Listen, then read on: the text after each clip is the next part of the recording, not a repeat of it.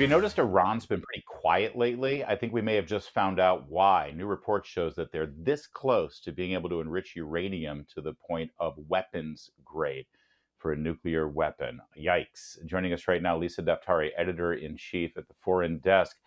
The Biden administration still wants to make some kind of deal with these guys, right, Lisa? Well, regardless, they have created some space between themselves and the JCPOA. But now the Biden administration has found a new and creative way to give billions of dollars to Iran's regime, and that's through a prisoner swap. This is news that broke this week. Look, the Iran envoy to the United States, Rob Malley, was given this job to normalize relations with Iran to get back into the JCPOA that President Trump pulled out of, and he is hell bent on making nice with them, even when the facts obviously Yeah. speak to a very different truth. And we're looking at obviously Iran moving forward with a weapons program, not being transparent about their weapons program, still putting whatever money they have left into regional terror, in Lebanon, in Gaza, in Yemen, in Iraq, Syria. The list goes on. And of course, at home, we have had thousands of people throughout the country on the streets protesting and telling us they want this regime gone. But Washington, Right. D.C. fails to listen. I saw you say on social media that after visiting DC last week, you think that the Ayatollah has more support in Washington than on the streets in Tehran as those protests continue to go there, and we're still playing nice.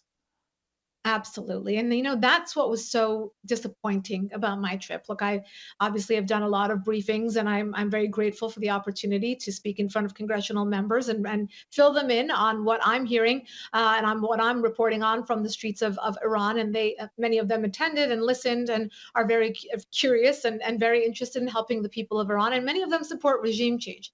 Yeah. But the Biden administration as a whole, the city of Washington, D.C. as a whole, it does not want to move forward with the supporting regime change in Iran. They would rather stick with appeasement. And there are many reasons why I say this.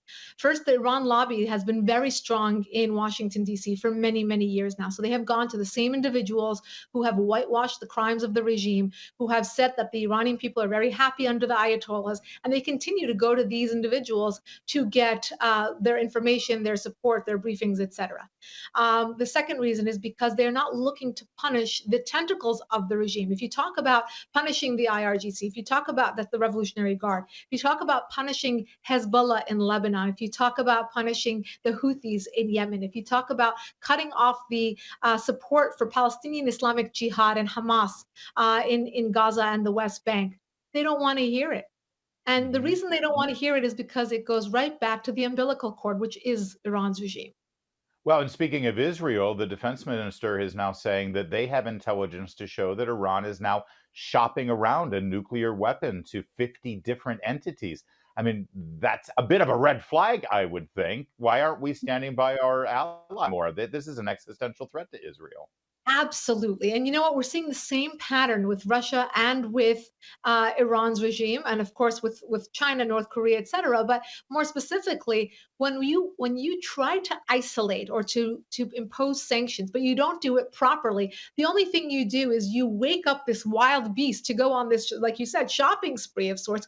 What's stopping Iran's regime from selling weapons to all of these new partners? What they do is they now are forming these new coalitions. They're finding new bedfellows. So they are selling weapons to Russia. We know that Ukraine reported that there were Iranian sold drones used in Ukraine by Russia. We know that they're looking for new partners. And of course, we have to listen more carefully to the intel coming from Israel, because after all, they're in a much more precarious situation, much closer to Iran's regime. And of course, Iran has sworn many times that they will blow Israel off the map. And why shouldn't we believe them, especially when they are enriching uranium at such a high percent, continuing with their weapons program, Yeah. and definitely not looking to be curbed at any time soon.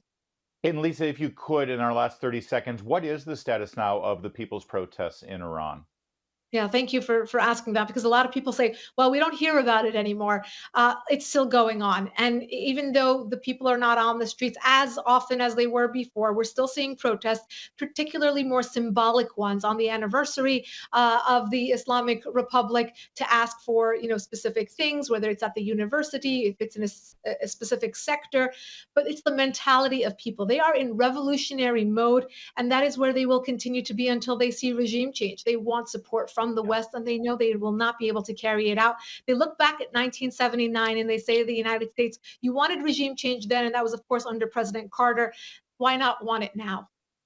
Lisa Daftari, we'll keep our eye there because you're doing such a great job covering it. That's it for tonight. We'll see you tomorrow, same time, same place. In the meantime, I'll see you on the radio.